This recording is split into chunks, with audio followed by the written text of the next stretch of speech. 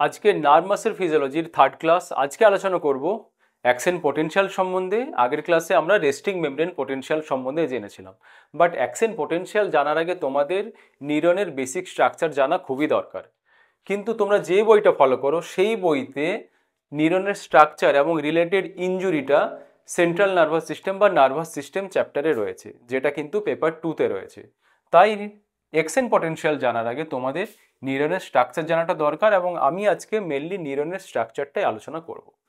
তাহলে নার্ভাস সিস্টেমকে দুটো ভাগে ভাগ করা হয়, একটা হলো সেন্ট্রাল নার্ভাস সিস্টেম এবং আরেকটা হলো peripheral nervous system. Central nervous system বলতে মেনলি ব্রেন এবং স্পাইনাল কর্ডকেই বোঝায়। এই ব্রেন এবং স্পাইনাল কর্ড বা সেন্ট্রাল নার্ভাস সিস্টেমের ফাংশনটা কি? It mainly receive the information and process the information and control the information. এখন প্রশ্ন হচ্ছে, তাহলে ব্রেন বা স্পাইনাল কর্ডে যে ইনফরমেশনটা যাবে সেটা কোনো না কোনো নার্ভের মাধ্যমে যাবে, অর্থাৎ ওই নার্ভটাকে বলা হবে পেরিফেরাল নার্ভাস সিস্টেম। তাহলে পেরিফেরাল নার্ভাস সিস্টেম বলতে বোঝাই সেন্ট্রাল নার্ভাস সিস্টেম বাদ দিয়ে পেরিফেরিতে যে নার্ভাস সিস্টেমটা রয়েছে। ব্রেন এবং স্পাইনাল কর্ড আমাদের সেন্টারে রয়েছে, সেন্টারের বাইরে যেসব নার্ভগুলো রয়েছে সেটাই হলো peripheral nervous system. Peripheral nervous সিস্টেমকে দুটো ভাগে ভাগ করা হয়, একটা হলো সোমাটিক নার্ভাস সিস্টেম এবং আরেকটা হলো autonomic nervous system. Somatic nervous system মানে হলো আমরা যেসব ভলেন্টারি ফাংশনগুলো করি, যেমন আমি পেন দিয়ে যদি লিখি সেটা আমার ভলেন্টারি ফাংশন, আমি চাইলে পেন দিয়ে লিখছি, আবার যদি না চাই তাহলে আমরা পেন দিয়ে আর নাও লিখতে পারি। তাহলে ইনভলেন্টারি ফাংশন কি? এই যে আমাদের যে হার্ট বিট হচ্ছে, এটা তো একটা নির্দিষ্ট রিদমে বিট হচ্ছে, আমরা কি চাইলেও হার্ট বিটটাকে বন্ধ করতে পারি? পারবো না। তাহলে এই যে ফাংশনটা হচ্ছে এটা হলো ইনভলেন্টারি ফাংশন। বা আমাদের যে কিডনি ফাংশন করে যাচ্ছে কন্টিনিউয়াসলি, সেটাও একটা ইনভলেন্টারি ফাংশন। তাহলে সোমাটিক এবং অটোনমিক নার্ভাস সিস্টেমটা আমরা বুঝতে পারলাম। সোমাটিক নার্ভাস সিস্টেমকে আবার দুটো ভাগে ভাগ করা হয়। কীরকম? যদি আমরা ফুটবল খেলছি মানে বলটাকে আমরা যখন কিক করছি সেটা আমাদের নিজেদের মতো করে করছি, বা সেখানে আমাদের কি হচ্ছে, একটা মোটর অ্যাক্টিভিটি হচ্ছে। তাহলে সোমাটিক নার্ভাস সিস্টেমের একটা পার্ট হলো মোটর ফাংশন বা মোটর নার্ভ। এরপরে ধরো ফুটবল খেলার সময় কোনো ইনজুরি হলো, তাহলে কি হবে? একটা পেন অনুভূতি হবে। সেই পেন সেন্সেশনটা সেন্সরি নার্ভের মাধ্যমে সেন্ট্রাল নার্ভাস সিস্টেমে আসবে। তাহলে সোমাটিক নার্ভাস সিস্টেমের দুটো পার্ট, একটা হলো মোটর পার্ট এবং আরেকটা হলো সেন্সরি পার্ট। এরপরে যাবো তাহলে অটোনমিক নার্ভাস সিস্টেমে, যেখানে আমি কি বলেছিলাম, ইনভলেন্টারি অর্গানগুলো ইনভলভ থাকে। এই অটোনমিক নার্ভাস সিস্টেমকে আবার দুটো ভাগে ভাগ করা হয়, একটা হলো প্যারাসিম্প্যাথেটিক এবং আরেকটা হলো সিম্প্যাথেটিক। এই সিম্প্যাথেটিকটা কি, একটা সহজ এক্সাম্পল দিচ্ছি। তুমি তোমার এক্স গার্লফ্রেন্ডের বিয়েতে খেতে গেছো, তো বিয়ে বাড়ি থেকে খাবার খেয়ে যখন ফিরছো তখন তোমার এক্স গার্লফ্রেন্ডের কুকুর তোমাকে তাড়া করেছে। তাহলে ওই মুহূর্তে কোনটা বেশি জরুরি? তুমি যে খাবারটা খেয়েছো সেই খাবারটা হজম করা বেশি জরুরি, নাকি ওই কুকুরের হাত থেকে বাঁচাটা বেশি জরুরি? ডেফিনেটলি কুকুরের হাত থেকে বাঁচাটা বেশি জরুরি। তাহলে এই কুকুরের হাত থেকে বাঁচার জন্য তোমাকে কী করতে হবে? ডেফিনেটলি তোমাকে দৌড়াতে হবে। তাহলে দৌড়ানো মানে তোমার যে স্কেলিটাল মাসেল রয়েছে তার ফাংশনটা বাড়াতে হবে। তাহলে স্কেলিটাল মাসেলের যদি ফাংশন বাড়াতে হয়, তাহলে সবার প্রথমে যেটা দরকার, স্কেলিটাল মাসেলের ডেফিনেটলি বেশি ব্লাড সার্কুলেশন প্রয়োজন। ব্লাড সার্কুলেশনটা তখনই বেশি হবে যদি কার্ডিয়াক আউটপুট বেশি হয়। কার্ডিয়াক আউটপুট দুটো জিনিসের উপর ডিপেন্ড করে, একটা হলো হার্ট রেট এবং আরেকটা হলো ফোর্স অফ কন্ট্রাকশন। তাহলে সিম্প্যাথেটিক অ্যাক্টিভিটিতে সবার প্রথম যে ফাংশনটা হবে সেটা হলো হার্ট রেটটা ইনক্রিজ করবে এবং তার সাথে ফোর্স অফ কন্ট্রাকশনটাও বাড়বে।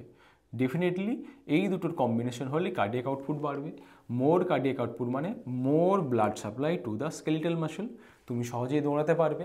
আর কি কি হতে পারে? ওই মুহূর্তে ইউরিনেশন করাটা কি খুব জরুরি, নাকি কুকুরের হাত থেকে বাঁচাটা যে বেশি জরুরি? ডেফিনেটলি আমাকে কুকুরের হাত থেকে বাঁচতে হবে। তাহলে ইউরিনেশনটা ওই মুহূর্তে না হলেও হবে, বা ওই মুহূর্তে আমাদের ইউরিন আউটপুট বা টয়লেট না হলেও চলবে।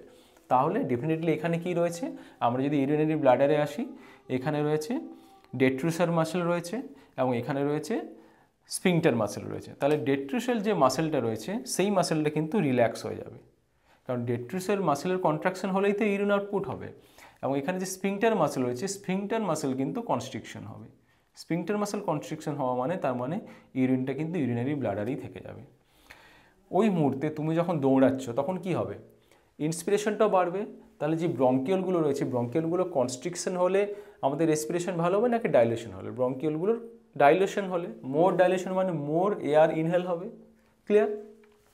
পিপিলের ক্ষেত্রে চোখের যে পিপিলটা রয়েছে ডাইলেট হবে। মোর ডাইলেট মানে আমি আরও ভালোভাবে দেখতে পাবো। এরপর চলে আসে ডাইজেশনের ক্ষেত্রে।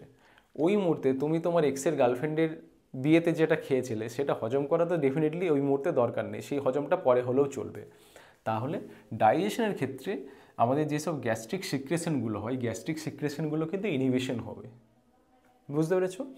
এবং তার সাথে ইন্টেস্টাইন যে মোটিলিটি বা মুভমেন্টটা, ওই মোটিলিটিটা কিন্তু ডিক্রিজ করে যাবে, কারণ digestion is not important in this time. আসি লিভারের ক্ষেত্রে। লিভারের ক্ষেত্রে এই মুহূর্তে তুমি যখন দৌড়াচ্ছ, তার মানে তোমার গ্লুকোজ লাগবে। ওই গ্লুকোজটা কোথা থেকে আসবে? লিভারে যে গ্লাইকোজেনটা স্টোর হয়েছিল সেই গ্লাইকোজেনটা ব্রেকডাউন হয়ে গ্লুকোজ তৈরি করবে। অর্থাৎ গ্লাইকোজেনের যদি ব্রেকডাউন হয় সেটাকে বলবো গ্লাইকোজেনোলাইসিস। তার মানে সিম্প্যাথেটিক অ্যাক্টিভিটিতে কী কী ফাংশনগুলো হয় অর্গ্যানে, সেটা স্পেসিফিকলি তোমরা বুঝতে পারলে। এর ঠিক অপোজিট হয় প্যারাসিম্প্যাথেটিক। প্যারাসিম্প্যাথেটিকের একটা এক্সাম্পল হলো ইয়োগা বা মেডিটেশন করা। তাহলে যখন আমরা ইয়োগা বা মেডিটেশন করবো কী কী হবে? হার্ট রেটটা কমবে, ফোর্স অফ কন্ট্রাকশনটা কমবে, কার্ডিয়াক আউটপুটটা কম হবে, পিপিলটার কী হবে? কনস্ট্রিকশন হবে, এবং সবথেকে মোস্ট ইম্পর্টেন্ট এখানে যে গ্যাস্ট্রিক গ্ল্যান্ডগুলো রয়েছে সেই গ্যাস্ট্রিক গ্ল্যান্ডের সিক্রেশন বাড়বে, তার ফলে ডাইজেশন এবং অ্যাবজর্পশনটা খুব সহজ হবে। ওকে, বুঝতে পেরেছো? এবং এখানে যে ফাংশনগুলো হয়েছিল তার অপোজিট ফাংশনগুলো হবে। তাহলে সিম্প্যাথেটিক এবং প্যারাসিম্প্যাথেটিকের বেসিক কনসেপ্টটা তোমরা বুঝতে পারলে। বাকি তো আমি আবার অটোনমিক নার্ভাস সিস্টেম আলাদা করে চ্যাপ্টার আমি আলাদাভাবে পড়াবো। ওকে, এরপরে তাহলে জানবো নার্ভাস সিস্টেমে কী কী সেল রয়েছে। নার্ভাস সিস্টেমে দুটো টাইপের সেল থাকে, যেটা তোমরা ছোটোবেলা থেকেই পড়ে এসেছো। সেটা হলো নিউরন থাকে। নিউরন ছাড়া আর কী কী সেল থাকে? নিউরন ছাড়াও আরও কিছু গ্রুপ অফ সেল থাকে, যেগুলোকে একসাথে বলা হয় গ্লায়াল অর নিউরোগ্লিয়া। তাহলে এখানে তোমরা দেখতে পাচ্ছ this is a structure of neuron, this is a structure of neuron. দুটো নিউরন রয়েছে। এই নিউরন ছাড়াও আরও বিভিন্ন টাইপের সেল রয়েছে। এটা তো ব্লাড ভেসেল রয়েছে। নিউরন ছাড়া দেখো 1, 2, 3 এবং 4 এই চারটে গ্রুপ অফ সেল রয়েছে। এই চারটে গ্রুপ অফ সেলকে বলা হয় নিউরোগ্লিয়া। এই নিউরোগ্লিয়ার কাজটা কি? It forms the structural support and protect the neuron. অর্থাৎ নার্ভাস সিস্টেমের এই যে নিউরনগুলো রয়েছে এই নিউরনগুলোকে প্রোটেক্ট করবে এবং তার সাথে একটা স্ট্রাকচারাল সাপোর্ট প্রোভাইড করবে। It form the mechanical matrix. এবং থার্ড যেটা ফাংশন, নিউরনের কিন্তু কোনো ডিভিশন হয় না, because there is no centrosome present in the neuron. But এই সেলগুলোতে সেন্ট্রোজোম থাকে এবং এই সেলগুলোর কিন্তু ডিভিশন হয়। বুঝতে পেরেছো? তাহলে এরপরে আমরা ব্রেন টিউমার বা ব্রেন ক্যান্সার সম্বন্ধে জেনেছিলাম, যেখানে সেলের অ্যাবনর্মাল গ্রোথ হয়। এখন তোমাকে যদি প্রশ্ন করা হয় যে ব্রেন টিউমার বা ব্রেন ক্যান্সার কোন সেলগুলোর হয়, ডেফিনেটলি এই যে নিউরোগ্লায়াল যে সেলগুলো রয়েছে, কারণ এগুলোই তো ডিভিশন হয়। তাহলে ব্রেন টিউমার বা ব্রেন ক্যান্সার এই সেলগুলো থেকেই হয়, নিউরন থেকে সাধারণত হয় না, কারণ নিউরনের তো এমনিই ডিভিশন হয় না। বুঝতে পেরেছো কনসেপ্টটা? ওকে, তাহলে এই চারটি সেলের নাম কি বা কী কী টাইপের সেল থাকে একবার জেনে নিই। তাহলে সবার প্রথমে যে সেলটার নাম জানবো সেটা হচ্ছে অ্যাস্ট্রোসাইটস। এই যে গ্রিন কালারের সেলটা দেখতে পাচ্ছ এটাকে বলা হচ্ছে অ্যাস্ট্রোসাইট, স্টারের মতো দেখতে বলা হয় অ্যাস্ট্রোসাইট। এবং টোটাল যে গ্লায়াল সেল রয়েছে বা নিউরোগ্লায়া সেল রয়েছে তার 90%ই হলো এই অ্যাস্ট্রোসাইটস। এখন প্রশ্ন হচ্ছে, তোমাকে যদি বলা হয় যে এই চারটে টাইপ অফ নিউরোগ্লায়াল যে সেল রয়েছে এই সেলগুলোর মধ্যে কোন সেলটার ক্যান্সার সব থেকে বেশি হয়, ডেফিনেটলি এটা থেকেই হবে, কারণ 90% সেল যদি এটাই থাকে তাহলে আমাদের ব্রেনে যে টাইপের ক্যান্সার হয় তার 80% ক্যান্সার কিন্তু এই সেলটা থেকেই হয়। ওকে, এখন প্রশ্ন হচ্ছে তাহলে অ্যাস্ট্রোসাইটের ফাংশনটা কি? অ্যাস্ট্রোসাইটের লোকেশনটা একবার দেখে নাও, তাহলে ফাংশনটা মনে রাখতে সুবিধা হবে। দেখো অ্যাস্ট্রোসাইটের যে প্রজেকশনগুলো রয়েছে, এই দিকের প্রজেকশনগুলো যে ডেন্ড্রাইটস রয়েছে এই নিউরনের ডেন্ড্রাইটসের সাথে অ্যাটাচ রয়েছে, এবং এই পাশের যে প্রজেকশনগুলো রয়েছে this attach with this the blood vessel of the brain. তাহলে এটা ব্লাড ভেসেল এবং নিউরনের মধ্যে একটা কানেকশন করছে। তাহলে কাজটা কি? It formation the blood brain barrier inducing the formation of the tight junction. অর্থাৎ এই যে পোডোসাইটগুলো রয়েছে এই পোডোসাইটের এগুলোতে কী রয়েছে? টাইট জাংশন রয়েছে, এবং টাইট জাংশন রয়েছে মানে এটা কিসে হেল্প করে? It forms the blood brain barrier. Blood brain barrier আলাদা করে আবার অ্যানাটমিতে তোমরা পড়বে, এবং আমি টাইট জাংশনে বলেছিলাম যে tight junction is present in the blood brain barrier, এবং এই blood brain barrier is formed by this astrocytes. তাহলে অ্যাস্ট্রোসাইটে যদি কিছু অ্যাবনর্মালিটি থাকে তাহলে কিন্তু ব্লাড ব্রেন ব্যারিয়ারটা ভালোভাবে ফর্মেশন হতে পারবে না, এবং সেক্ষেত্রে কোনো সাবস্টেন্স কিন্তু খুব সহজেই ব্রেনে চলে আসে। নর্মালি ব্লাড ব্রেন ব্যারিয়ার থাকার জন্য সব সাবস্টেন্স কিন্তু ভেসেল থেকে ব্রেনের মধ্যে আসতে পারে না। ক্লিয়ার হয়েছে? আর কি ফাংশন রয়েছে? Monitor brain activity and signal local blood vessel to dilate or constrict. এবং এটা কি করে? যেহেতু কিছু কিছু প্রজেকশন নিউরনের সাথে অ্যাটাচ রয়েছে, তাহলে it process the function of the neuron, নিউরনের যে ফাংশন রয়েছে সেটাকে মনিটর করবে এবং সেই মনিটর করার মাধ্যমে ব্লাড ভেসেলটাকে কনস্ট্রিক্ট এবং ডাইলিউট করবে। যদি মনে হয় যে এই মুহূর্তে বেশি পরিমাণ ব্লাড সার্কুলেশন ব্রেনে দরকার, তাহলে ব্লাড ভেসেলটাকে ডাইলিউট করবে। এবং যদি মনে হচ্ছে যে এই মুহূর্তে ব্লাড ভেসেলের কনস্ট্রিকশন হওয়া দরকার, তাহলে ব্লাড ভেসেলটা কনস্ট্রিক্ট করবে। এই পুরোটা কন্ট্রোল করবে কিন্তু এই অ্যাস্ট্রোসাইট। এবং আর কি function, it secrete the nerve growth factor, nerve growth factor secrete যদি হয়, it helps in the formation of nerve growth and synapse formation. Clear হয়েছে?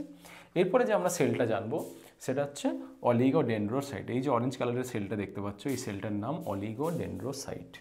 ওকে, এই অলিগোডেন্ড্রোসাইটের ফাংশন হচ্ছে মাইলিন সিদ ফরমেশনে হেল্প করে। দেখো এখানে এক্সন যেটা রয়েছে, এক্সনের ওপরে মাইলিন সিদের লেয়ারটা তোমরা দেখতে পাচ্ছ। এই যে মাইলিন সিদটা তৈরি হচ্ছে, এই মাইলিন সিদটা তৈরিতে হেল্প করে অলিগোডেন্ড্রোসাইট। এবং সেন্ট্রাল নার্ভাস সিস্টেমের মাইলিন সিদ তৈরিতে হেল্প করে অলিগোডেন্ড্রোসাইট, বাট পেরিফেরাল নার্ভাস সিস্টেমের মাইলিন সিদ তৈরিতে হেল্প করে সোয়ান সেল। ক্লিয়ার হয়েছে? এবং আরেকটা ডিফারেন্স তোমাকে মনে রাখতে হবে, সেন্ট্রাল নার্ভাস সিস্টেমের একটা অলিগোডেন্ড্রোসাইট থেকে অনেকগুলো নিউরনের কিন্তু মাইলিন সিদ তৈরি হয়, বাট পেরিফেরাল নার্ভাস সিস্টেমের ক্ষেত্রে সোয়ান সেল শুধুমাত্র একটা নিউরনেরই মাইলিন সিদ তৈরি করে, মাল্টিপল নিউরনের মাইলিন সিদ কিন্তু সোয়ান সেল তৈরি করতে পারে না।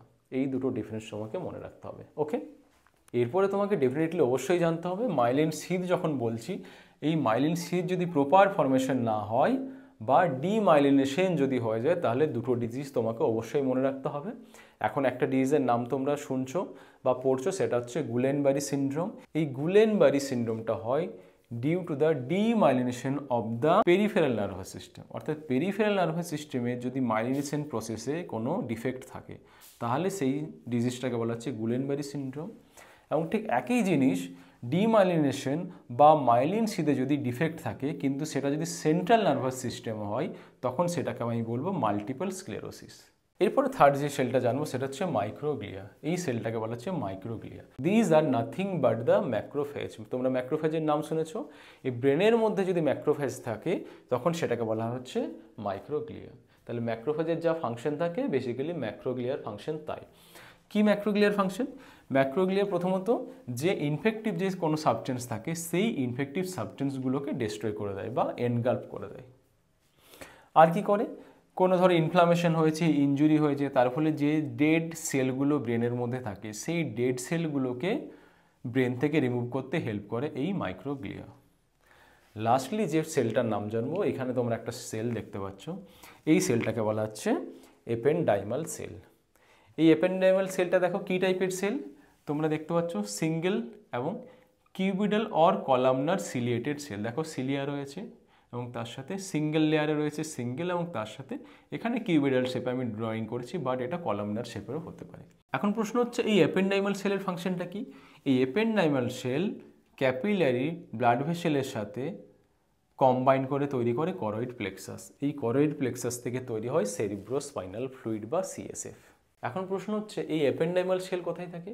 এপেন্ডাইমাল সেল ব্রেনের যে ভেন্ট্রিকেল রয়েছে, ভেন্ট্রিকেলের চারপাশে, এবং তার সাথে স্পাইনাল কর্ডের যে সেন্ট্রাল ক্যানাল রয়েছে, ক্যানালের চারদিকে রয়েছে এই এপেন্ডাইমাল সেল। অর্থাৎ করয়েড প্লেক্সাসের মাধ্যমে সিএসএফ ফরমেশনে হেল্প করবে, এবং তার সাথে যে সিএসএফটা ফরমেশন হলো বা সেরিব্রোস্পাইনাল ফ্লুইডটা তৈরি হলো, সেই সিএসএফটার সার্কুলেশনে হেল্প করবে এই সেল। কারণ এখানে সিলিয়া রয়েছে, এই সিলিয়ার মাধ্যমে কি হবে, ওই সিএসএফ ফ্লুইডটা কিন্তু খুব সহজেই সার্কুলেট হয়ে যাবে।